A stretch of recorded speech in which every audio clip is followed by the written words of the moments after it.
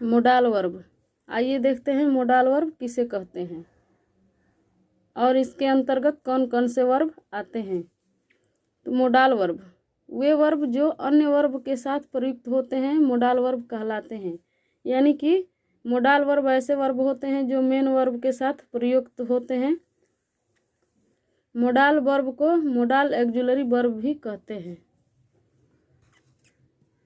Modal auxiliary verb के अंतर्गत can, could, may, might, shall, will, would, should, must, ought to होते हैं। यानी कि जितने भी ये दिए गए हैं ये सब मोडाल वर्ब होते हैं। कैन का अर्थ होता है सकना, कुड का अर्थ होता है कि पास्ट की एबिलिटी यानी सकता था, मे का अर्थ होता है संभावना और माइट का अर्थ होता है कम संभावना। शैल फ्यूचर टेंस की सहायक क्रिया होती है, पास्ट रूटीन को दर्शाता है और शुड का अर्थ होता है चाहिए, मस्ट का अर्थ होता है अवश्य चाहिए, ऑट टू का अर्थ भी होता है चाहिए।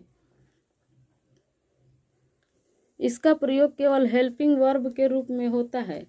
यानी कहने का मतलब ये है कि जितने भी ये मोडाल वर्ब है इनका प्रयोग केवल हेल्पिंग वर्ब के रूप में होता है। ये मेन वर्ब का कार्य नहीं करते, ये अपने साथ मेन वर्ब को लेते हैं, वो भी मेन वर्ब का फर्स्ट फॉर्म अपने साथ मोडाल वर्ब लेते हैं। मोडाल प्लस V1 यानी मोडाल के साथ हमेशा वर्ब का फर्स्ट फॉर्म का प्रयोग किया जाता है।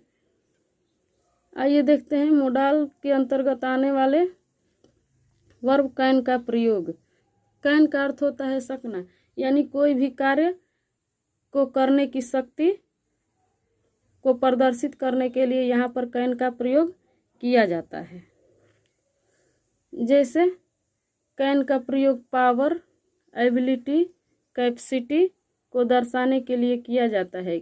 यानी कि जिन सेंटेंस में पावर, एबिलिटी और कैपेसिटी को दर्शाया जाता है वहाँ पर कैन का प्रयोग किया जाता है।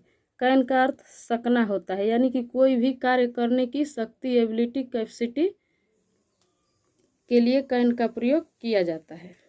कैन का प्रयोग दोस्ताना निवेदन के लिए भी किया जाता है। यानी कि कहने का अर्थ ये है कि कैन का प्रयोग उस सेंटेंस में भी किया जाता है जहाँ आप अपने दोस्त मित्र से निवेदन कर रहे हो या अपने बराबरी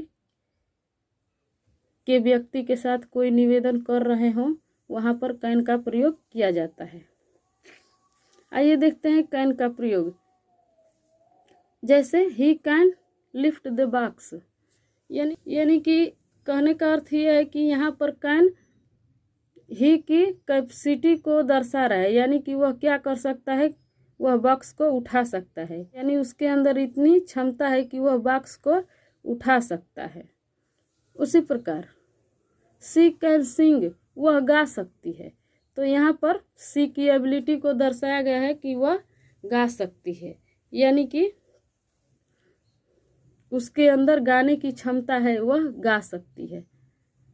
ही कैन स्पीक, वह बोल सकता है, यहाँ पर भी कैन ही की कैपेसिटी और एबिलिटी को दर्शा रहा है कि वह बोल सकता है।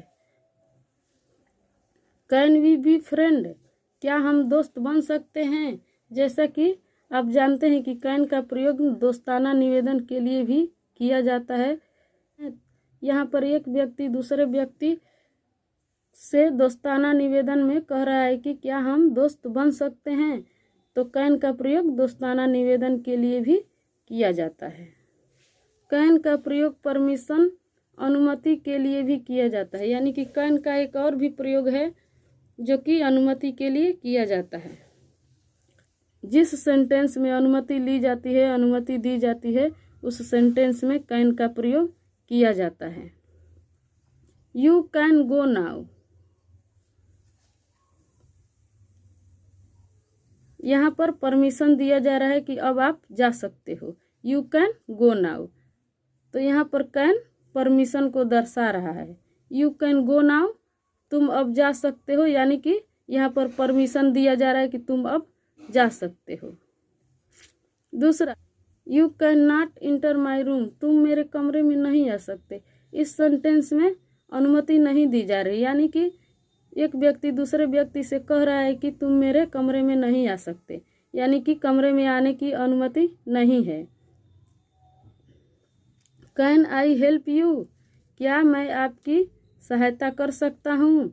यहाँ पर एक व्यक्ति दूसरे व्यक्ति से अनुमति लेना चाहता है कि क्या मैं आपकी सहायता कर सकता हूँ। यहाँ पर भी कैन का प्रयोग परमिशन के लिए किया गया है। आइए देखते हैं कुड का प्रयोग।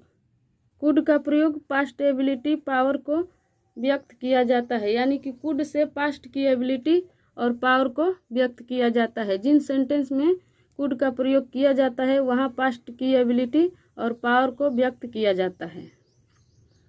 कुड को हिंदी में सकता था कह सकते हैं, यानी कि कुड को हिंदी में सकता था कह सकते हैं। कुड का अर्थ भी होता है सकना। कुड का प्रयोग निवेदन में भी किया जाता है। कैन का भी प्रयोग निवेदन के लिए किया जाता है, लेकिन अपने दोस्त मित्र और अपने बराबरी के साथ। कुड का प्रयोग अपने से बड़ों के साथ निवेदन के लिए किया जाता है। और जब भी वाक्य में कुड का प्रयोग निवेदन के लिए किया जाए वहाँ पर प्रेजेंट की बात होती है, और बाकी वाक्यों में पास्ट एबिलिटी पावर को कुड व्यक्त करता है। लेकिन अगर कुड का प्रयोग निवेदन के लिए किया जाए तो वह प्रेजेंट की बात होती है।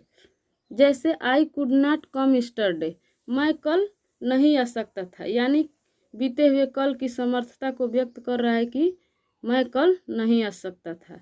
इस सेंटेंस में बीते हुए कल की बात की जा रही है कि मैं कल नहीं आ सकता था। जैसे कि आप जानते हैं कि कुड का प्रयोग पास्ट एबिलिटी और पावर को दिखाता है। दूसरा है I could sing very well when I was young, मैं बहुत अच्छा गा सकता था जब मैं यंग था, यानी बीते हुए कल की बात को कह रहा है कि मैं बहुत अच्छा गा सकता था जब मैं यंग था। तो आप देख सकते हैं कि यहाँ पर कुड का प्रयोग पास्ट की एबिलिटी पावर को दर्शाने के लिए किया गया है। आई कुड सिंग, मैं गा सकता था, यहाँ पर भी पास्ट की एबिलिटी को दर्शाया गया है कि मैं गा सकता था। अब जानते हैं कि कुड का प्रयोग जहाँ भी निवेदन के लिए किया जाए वहाँ वर्तमान की बात हो रही होती है। जैसे इस सेंटेंस में हुआ है, could I talk to mister Shukla, क्या मैं मिस्टर शुक्ला से बात कर सकता हूँ।